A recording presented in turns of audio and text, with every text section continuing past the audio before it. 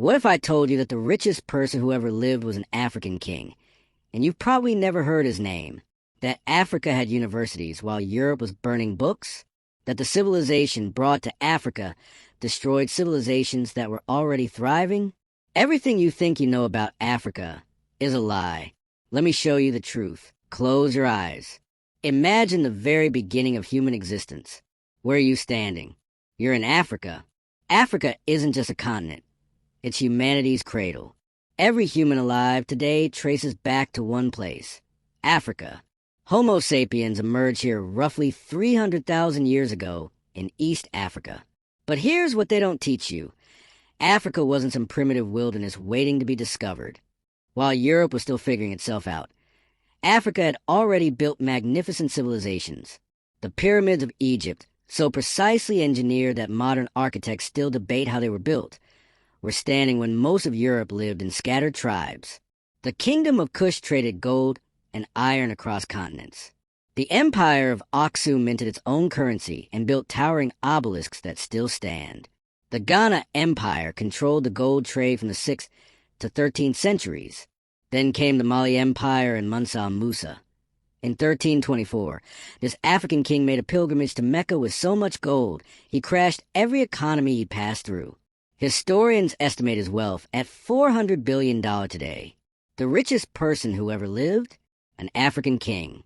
Great Zimbabwe built massive stone walls 36 feet high without mortar, standing for 900 years.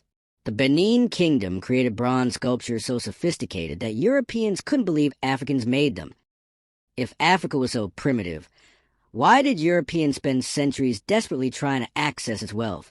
The University of Timbuktu had 25,000 students in the 14th century studying astronomy, mathematics, law, and medicine.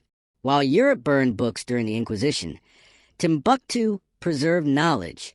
Africa had over 3,000 distinct ethnic groups, each with governance systems, languages, and technologies. From rainforests to savannas, from the Mediterranean to the Southern Cape, Africa was diverse, sophisticated, and thriving. So when we talk about what the white man did to Africa, remember, they didn't come to an empty land or backward people. They came to a continent already ancient, already accomplished, already complete. African cultures were built on principles the world is only now rediscovering. Ubuntu, I am because we are, a philosophy where your humanity was inseparable from the communities. No man is an island. We all rise or fall together. Compare that to European philosophy. I think, therefore, I am individual existence proved by individual thought. Two completely different worldviews. Many African societies practiced democracy before European democracy existed. The Igbo had councils and town meetings requiring consensus. Women held significant power. Queen mothers of the Akan, warrior queens like Nzinga who fought Portuguese colonizers for 30 years. Justice emphasized restoration over punishment. When crime occurred, the focus was healing the community and reintegrating the offender. Restorative justice, which Western countries now experiment with, was standard practice. African art wasn't decoration. It was communication with the spiritual realm, historical record-keeping, and social commentary. Every mask, sculpture, and textile pattern told stories. Griots, storytellers and historians, memorized centuries of lineage, law, and history. They could recite family trees going back 20 generations. They were living books. African education was holistic. Wisdom, ethics, practical skills, and community responsibility. Not memorizing facts, but becoming a complete human being. Extended families were the foundation. Your cousin's child was your child. Your neighbor's problem was your problem. A sophisticated social safety net, ensuring no one was left behind. Think about this. In many African languages, there's no word for orphan in the Western sense. When children lost parents, the entire extended family absorbed them. No orphanages needed. When Europeans called this primitive, what were they really saying? That a society based on community and collective care was inferior to one based on individual accumulation and competition? Who decided which culture was civilized? Before Christianity and Islam, African people had profound, sophisticated spiritual systems that sustained them for thousands of years. African traditional religions weren't paganism or devil worship. These were complete theological systems as complex as any world religion. Most were monotheistic or henotheistic. The Yoruba worship Olodumare, the supreme creator. The Igbo honored Chukwu. The Zulu revered Unkalunkalu, not tribal gods. Concept of a single, supreme divine force that created everything. But African theology didn't stop at one distant god. Intermediary spirits, Orishas ancestors, acted as bridges between humanity and the divine. Sound familiar? Not unlike Christianity's saints or Catholic intercessors. Ancestor veneration wasn't worship. It was honoring those who came before. Your ancestors watched over you, guided you. This created profound continuity. You were part of an unbroken chain stretching back to beginning and forward to eternity. African spirituality connected deeply to nature, not because Africans were primitive, but because they understood what we're rediscovering. Humans are part of nature, not separate from it. Land, water, trees, mountains, animals, all were manifestations of spiritual power. Morality was built into the religious system. Modern ancient Egypt, truth, balance, order, harmony, law, morality, justice, was both goddess and principle. Your heart will be weighed against Mot's feather after death. If you lived unjustly, you couldn't enter the afterlife. African religions didn't have original sin. You weren't born evil needing salvation. You were born with potential for both good and bad. Your life was about choices and balance. And religious tolerance? The Yoruba say there are 401 paths to the divine. Everyone's spiritual journey is valid. No religious wars. No crusades. No inquisitions. Think about this. When missionaries told Africans they were worshiping demons, that ancestors were in hell, that their entire spiritual heritage was evil, what was really happening? Was it salvation or cultural genocide? Because here's the truth. A people who believe they're connected to the land can't easily have that land stolen. A people who derive authority from ancestors won't easily accept foreign rule. A people with their own moral framework won't accept being called inferior. To colonize the body, you first colonize the mind. To colonize the mind, you destroy the spirit. Before colonization, Africans ate diverse, nutritious, locally adapted, sustainable, and abundant food. After colonization, millions starved. How does that happen? West Africa, yams, millet, sorghum, African rice, domesticated 3,000 years ago. Fonio, black-eyed peas, okra, watermelon, originated in Africa. Palm oil, groundnuts. East Africa, teff bananas, cassava, sweet potatoes, sorghum, cattle products. Southern and Central Africa, various grains, tubers, fish, indigenous vegetables. Notice? No wheat, no European crops. These were foods evolved with African soil and climate. Agricultural knowledge accumulated over thousands of years. African agriculture was sophisticated. Crop rotation, intercropping, agroforestry. Indigenous farmers knew which crops thrived together, which seasons were best, how to preserve genetic diversity through seed saving. Food was communal. Meals were social events. Sharing food was obligation, relationship building, social cohesion. When someone went hungry, the community had failed. Africans controlled their own food production, what to grow, how to grow it, when to harvest. Food security was high because the system was designed for feeding people, not profit. Then colonialism arrived. Colonizers introduced cash crops: cotton, cocoa, coffee, tea, rubber, palm oil for export. Not for eating, for selling to Europe. Africans were forced, sometimes at gunpoint, to grow these crops instead of food. The best land was seized for plantations. Africans became laborers on their own land, growing crops they couldn't eat, sold at prices they didn't control, to markets they couldn't access. The Belgian Congo under Leopold II? Africans who didn't meet rubber harvesting quotas had their hands cut off. For not harvesting enough of a crop, they couldn't eat on land that used to grow their food. Hut taxes and poll taxes forced Africans into the cash economy. You couldn't pay European taxes with yams. You needed money. How do you get money? grow cash crops, or work for Europeans for starvation wages. Here's the cruelest irony. Famines became common in Africa after colonization, not before. Colonial regimes continued exporting food while Africans died. Even today, Africa exports cocoa but doesn't manufacture chocolate. Exports coffee but doesn't control the market. Exports raw materials while importing finished goods at marked up prices. Think, Africa has 60% of the world's remaining arable land, the continent that gave the world coffee, watermelons, and countless crops. How does this continent face food insecurity? The answer isn't lack of resources. It's the continued structural effects of a system designed to extract, not nourish. When you destroy a people's relationship with their own food, you don't just change their diet. You break their self-sufficiency. You make them dependent. And dependent people are easy to control, abandoning their own God. A missionary arrives in an African village carrying a Bible, speaking of salvation. He says ancestors are burning in hell. Their gods are demons. He promises eternal life, but only if they reject everything their people believe for thousands of years. Behind him, soldiers with guns. The Christianity that came with colonialism was weaponized. Here's how the conversion system worked. First, they called everything African evil. Your religion became witchcraft. Your ancestors became condemned souls. Your sacred places became sites of demons. Then they told African children in schools that their parents were savages, made them ashamed of their own names and languages, and threatened them with hell if they didn't convert. At the same time, they made Christianity the only path to education, medical care, and employment. If you want to survive in the new colonial system, you had to convert.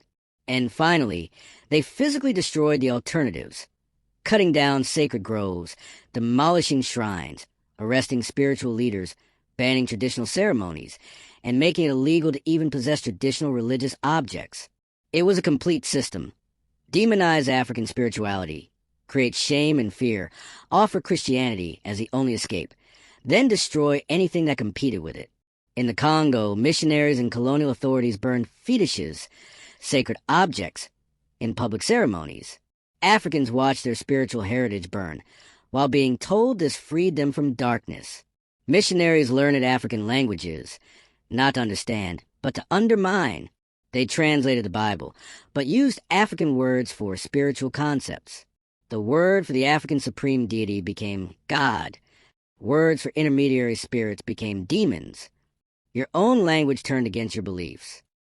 The burning question: if Christianity was about love and salvation, why did it need colonial guns to spread? Early Christianity spread to the Roman Empire despite persecution, by conviction alone. But in Africa, Christianity advanced with military force. Villages resisting conversion faced punishment. Chiefs who wouldn't abandon traditions were replaced. The Bible they taught was selective. They emphasized slaves obey your masters, but downplayed the truth will set you free.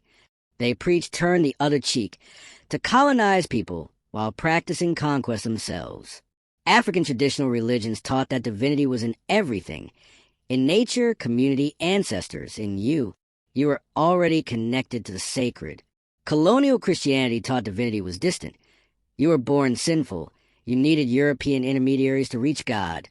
Salvation came through submission to God, yes, but conveniently also to colonial authority, which theology makes a person easier to control. The colonizers wanted African souls, but what they really wanted was African submission. Religion was just a tool. Let me tell you about a weapon more powerful than guns: education. Colonial schools had one purpose: create Africans who thought like Europeans. The curriculum was European history, geography, literature, languages. African children learned about European kings, European rivers, European explorers. They learned civilization began in Greece and Rome. That history meant European history. They memorized English poems about snow, something most had never seen, while their own oral poetry was dismissed as primitive chants. African languages banned in schools. Children caught speaking their mother tongue were beaten, humiliated, forced to wear signs saying, "I am stupid. I spoke my language." Think what this does to a child. Your first language, the language your mother sang to you, that carries your people's wisdom, in which you dream, is made shameful. Within generations, African elites emerged who couldn't speak their own ethnic languages, who knew more about British history than their own, who felt more connection to London than ancestral villages. At baptism or school enrollment, African children got Christian names. Kwame became Thomas. Amara became Mary. Your name, which carries meaning, history, blessing, was erased. Traditional practices were criminalized. Coming-of-age ceremonies, banned as obscene. Traditional medicine, outlawed as witchcraft, even though it had healed communities for centuries. Communal land ownership, abolished for European property rights. Even clothing was policed. Traditional dress was indecent. Africans were forced to adopt European clothing, in African heat, because that's what civilized people wore. The most insidious part, Africans were taught to be ashamed of themselves.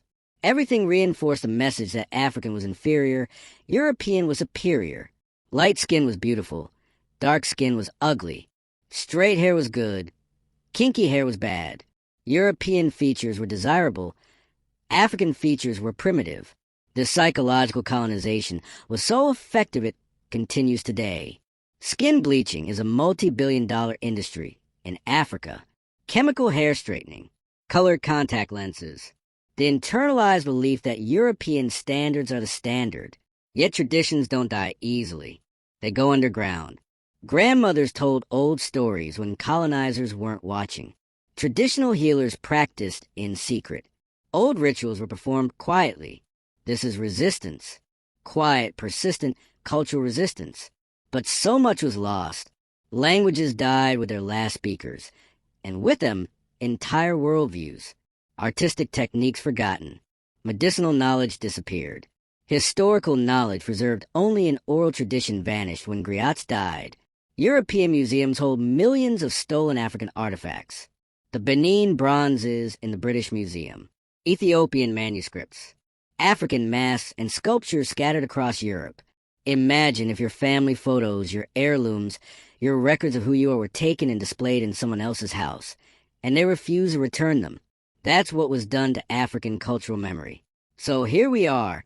Let's answer the question. They built railways, but only for mine supports, to move Africa's wealth out. They built schools, but only to create workers who could serve colonial administration. They built hospitals, but mostly for Europeans, with Africans receiving scraps. They took a continent of self-sufficient peoples and made them dependent. They took diverse economies and turned them into single-crop exporters. They took sustainable agricultural systems and replaced them with extractive monocultures. They drew arbitrary borders that put rival groups together and split unified peoples apart. Borders that still fuel conflicts today. They stole land, resources, labor, and dignity. When they left, usually forced out by independence movements, they left behind economies designed to serve European needs, not African ones. They left behind a psychological legacy of inferiority. They left behind the structure of extraction, just with new managers. Did they develop Africa? Look at the facts. Before colonization, Africa was comparable to other continents in development. After colonization, it became the dark continent, the hopeless continent, the place of poverty and disease. Colonialism didn't develop Africa. It underdeveloped Africa. And the wealth extracted? It built European cities, funded European industrialization, created European wealth that continues today. The British Industrial Revolution was fueled by African and Asian resources and enslaved labor. The Belgian King Leopold's personal fortune came from Congolese rubber harvested by people whose hands were cut off for failing quotas. French infrastructure was built with African labor and resources. Here's what they don't teach. When European countries talk about giving aid to Africa, they conveniently forget they're returning pennies on dollars they stole. Conservative estimates suggest colonizers extracted resources worth trillions in today's money.